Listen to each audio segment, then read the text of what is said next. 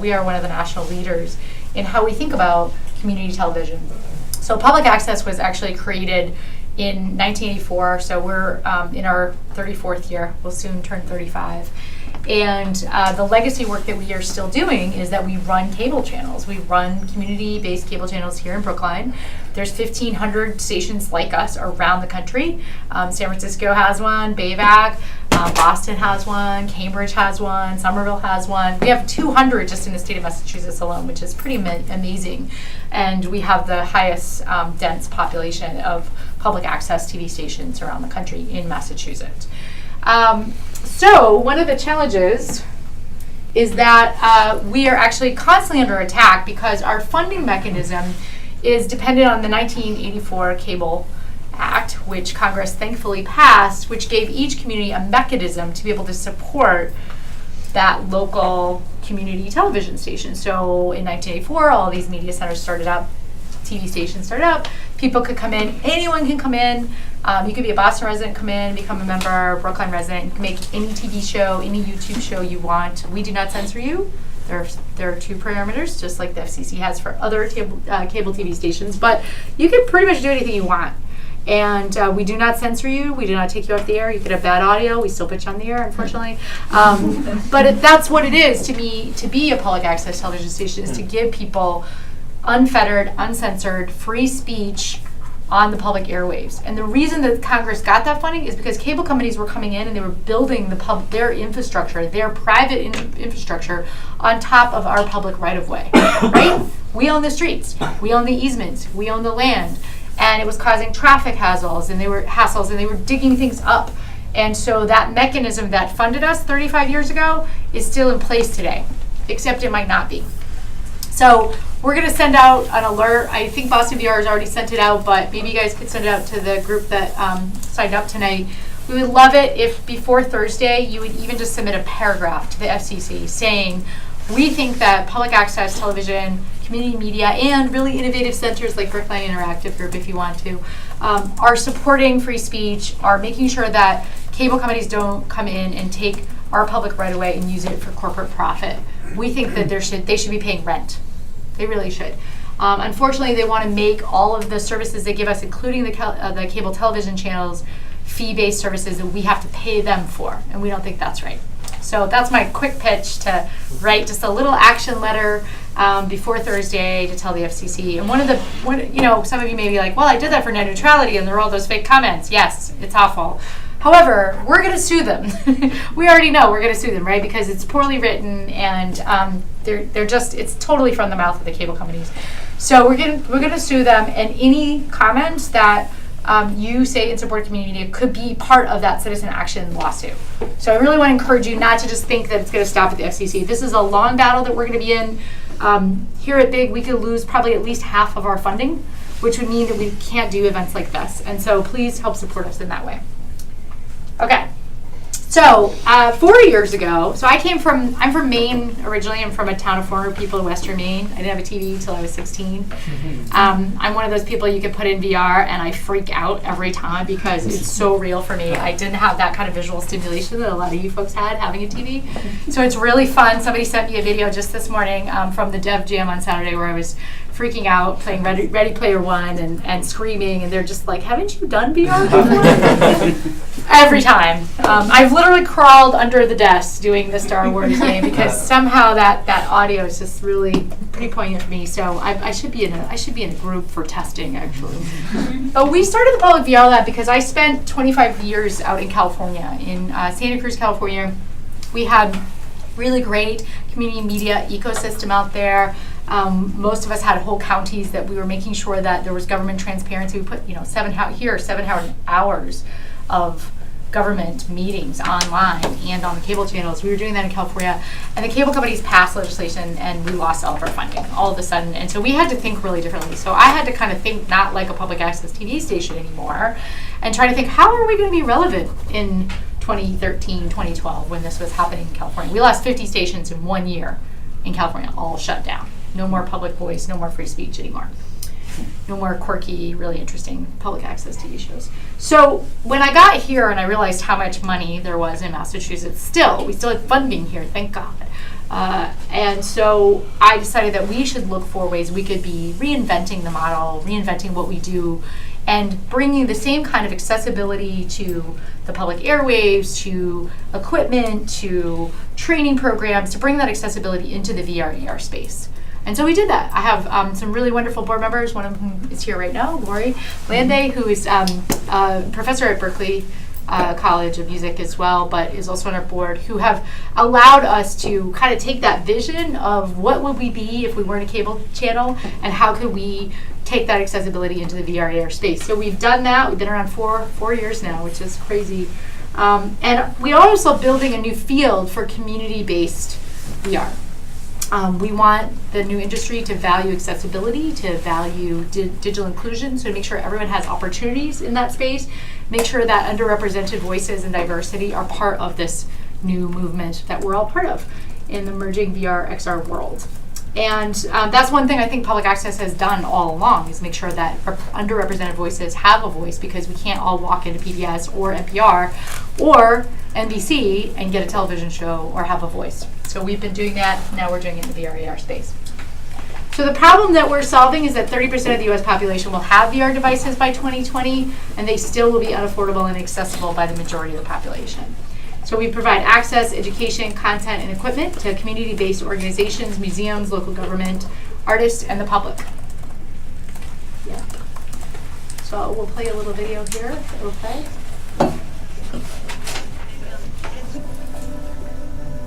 You guys hear it? Could be louder. Let me pause it for a sec here. Nir, will you help me for a second?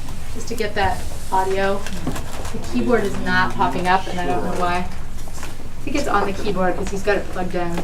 So Nir made this wonderful video. Nir's our lead creative designer. Everybody give Nir a hand. Any cool graphics you see, it's his fault, and he does a great job.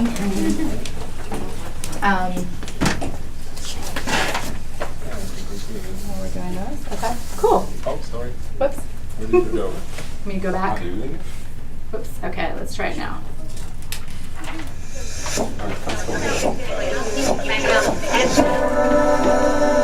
Yeah, it's all good.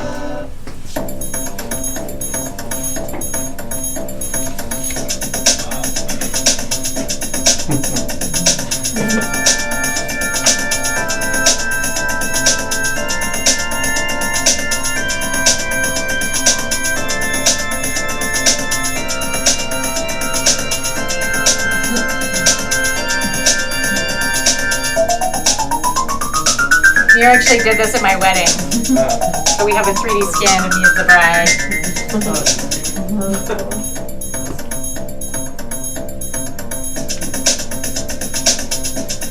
So these are toolkits that we assembled for anyone to be able to use at their community center, and we sell them at cost on a sliding scale.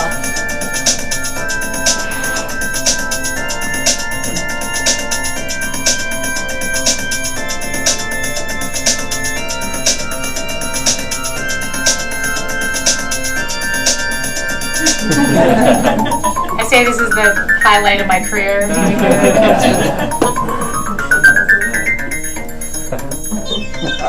think we should do another one for the FCC.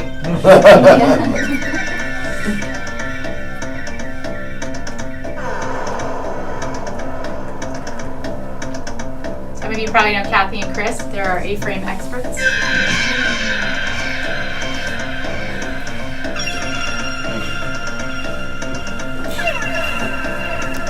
This is Database down in New York City created this with us for the United Nations, and we went to Nairobi, Kenya just 1 year ago, this week actually, and we showed content to over 800 world leaders to really help them understand how storytelling can be done immersively and cognitively, embodied cognitively.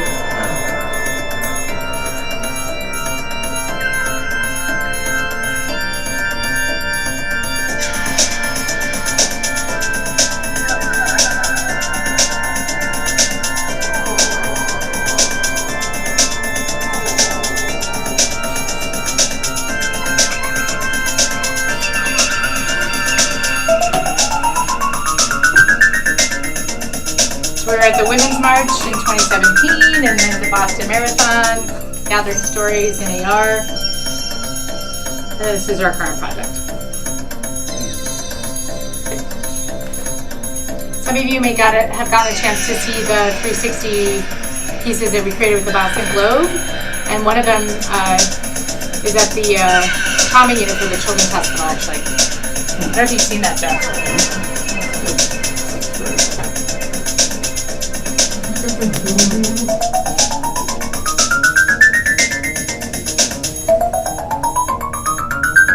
So is anyone out at Hub Week this year? You guys know the Hub Week? So that's where a lot of those pictures are taken at the end here. So I won't talk too much about this because we're a little bit short on time, but for us, it just makes a lot of sense to be moving into this VR AR space with the work that we've done traditionally. We've also had 50% of our new visitors in the last year came in because of VR. So for some, for public access trying to make itself relevant, this is a great way that we can do that. And now we've actually been kind of evangelizing around the country. We did a training at PhillyCam, our sister station down in Philadelphia. This spring, we did one out at Open Signal in Portland, Oregon to train them and to include them. And now we have a users group that is meeting quarterly to talk about what they're bringing to their public access station and community media center around the VR AR space. And some of them are doing really cool things. All of them are.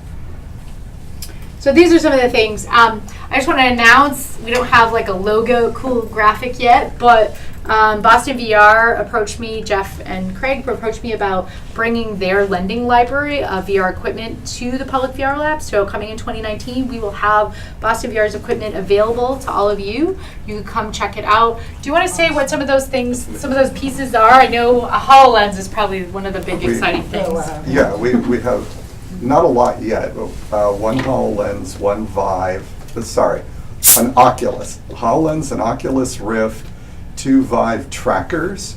I'm missing something. Oh, a laptop. The laptop. Helpful. And but once Big is in charge of this and it gives it some visibility and stability, we can go to equipment makers and ask them to give us one of their everything. We could get a lot of stuff. I expect we will. Awesome. Thanks so much. And thanks to both of you for making that happen. I think it's going to be a really great addition to the work that we do here. So these are many of the things, not even all of them, that we've done over the last couple of years. Our goal is really to be a source for the community to be able to learn and get to know each other as well. That's why we do the Dev Jams and events like this. This is actually the piece that we did for the United Nations. It's kind of fun to watch it. There's a little screenshot here. So you can kind of see it got smoggy as the air pollution was really bad. Of course, each country, the delegate from each country wanted to see their own. Saudi Arabia bragged about how bad polluters they were and didn't even mind that I was going to tell people that. So Saudi Arabia doing a really bad job on a lot of levels lately. So you can see China has not gone up as much, but they still are kind of increasing. We did some narration for 10 countries around the globe, and really interesting to kind of see this story told as a data visualization, but also in 3D. Cool. These are some of the other projects that we do. So we have a VR storytelling for educators workshop that we did this last summer. Super fun. Professors, mostly university folks who are wanting to really do some professional development came in and took a class from us. We also do one for media makers, do one for media centers. Bless you. Thank you. And then this is our immigration and full frame project. And I'll just say a few words about it because I know some of you are going to hopefully all of you will get a chance to try it on the goes. It really came out of, for me, I felt like as a filmmaker, there weren't a lot of storytelling projects in VR. There were like a story, right? But there weren't any kind of collaborative projects in VR that were something that tapped into a national issue. And my first 10 years of my career was as a community organizer, and so I'm a social justice person. And I just thought, what's something that we could do that is neutral, it's not partisan, but it would have an impact in terms of a storytelling project. We reached out to partners all across the country, and we have 16 partners now, all the way up in Alaska and Maine. We are telling stories about how people migrated, immigrated, and were forced to migrate to this country.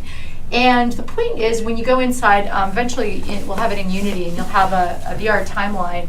You'll be able to see visually when your story was, so you could type in your date of arrival in the country and see it right up there with everybody else's. So really sort of illustrating this point that we're all immigrants or migrants to this country, and we're all Americans. So without any other political context on that, we hope that that will have an impact visually. And what our plan is to not just have it be a VR installation that a few people can see one at a time, but that we would also roll it out to museums. We've been talking to museums and trying to get some feedback from them about how we can roll this out as both an exhibition and installation, but also a community dialogue project. So partnerships with libraries, arts and cultural organizations, museums, who then can facilitate a public discussion after the exhibition about what does it mean to be an American? How do we want to talk about that in our community? So that's really the next step. So if you know anyone at any of the major film festivals, Tribeca, Sundance, please come talk to me. I'm going to Sundance and I'm hoping to really make some of those connections. We definitely need funding.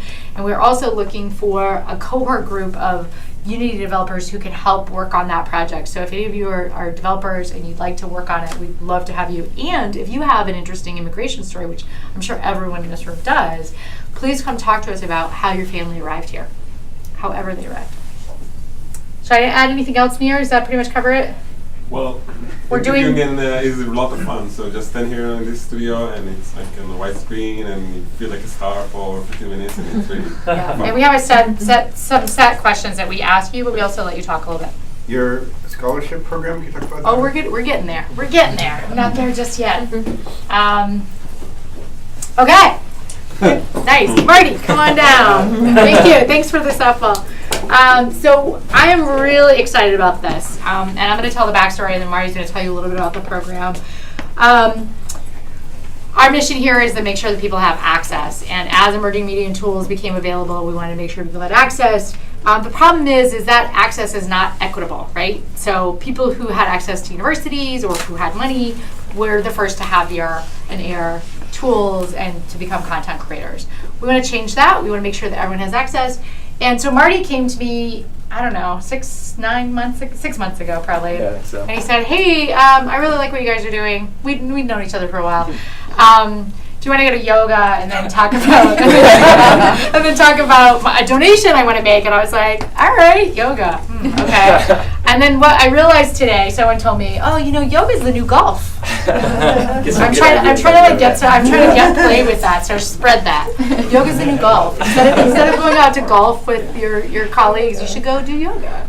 So we went to do yoga, and then we had a great conversation. We've had several since about how instead of him just making a donation to the lab, and he earned this bonus actually from his work, from his employer PTC. And I'm probably going to screw up the story, but he worked all night, as I heard it, for his CEO and did this really cool thing that the CEO really needed. And so the CEO gave him a bonus.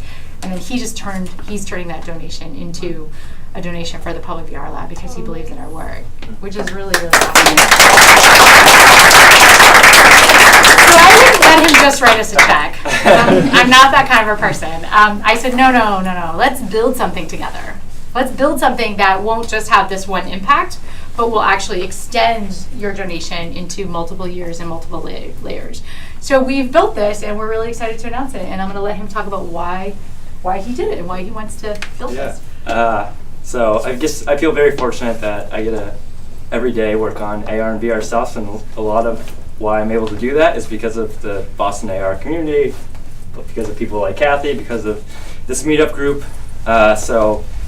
As I was going through that project and was being recognized for it, I thought, it's great that I didn't work all night to get paid or do it for the CEO. I did it because I honestly love the space and I love working on these projects, and how can I kind of share this and give someone else maybe a little spark so that they can find something that they're interested in and commit themselves to it, because I think you get a lot out of that. So I'm excited to get this spurred and see where it goes from here. Yay! So we have these flyers. So if you come up to Marty and I, we can tell you more about it. If you'd like to, we really want to pitch people to donate to it so that we can maximize the fund. Can I say how much? There's a significant, a small amount, but it's significant, and so we'd like to build on that. So if you'd like to match Marty's donation, you can ask him yourself. Or if you'd just like to make a small donation, what we want to do is basically build for like the next 3 or 4 months, and then once we get an amount that we feel like we could give, then we'll start the application process, and we'll pick applicants based on how much resources we get and how many applicants we get, and then our hope is that they would put that towards higher ed. And we're also going to, as we say in the flyer, we're going to kind of make them in the application tell us how they're going to do something in the public interest. Like, hey, I just want to go to school to make money, to be a programmer and make money. No, no. We want you to come here and to also mentor others and support the movement and the community just like Marty has. So I'm going to thank Marty for coming out. Thank you guys.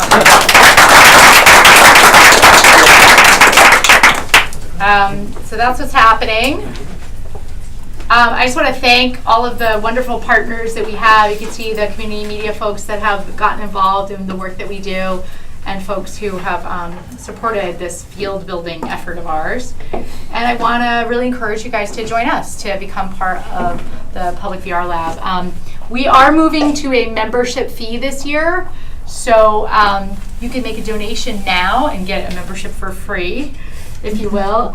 But in the new year, the membership will be a sliding scale based on what you can afford. We'll suggest some amounts, but we would love for you to become a member and then come and use Boston VR's equipment here, our equipment here, meet here with your group of developers and use the conference room and use our public access studio, or make a TV show about something if you want to. But we'd love to have, and if you're teachers, I know some of you are teachers and educators, we'd love to have you come to our sessions or consider teaching here. We do teach 6 different ways to create VR and AR content, so we'd love to have you join our teaching team of just consultants who are helping to really seed the community. Any questions from us? Okay.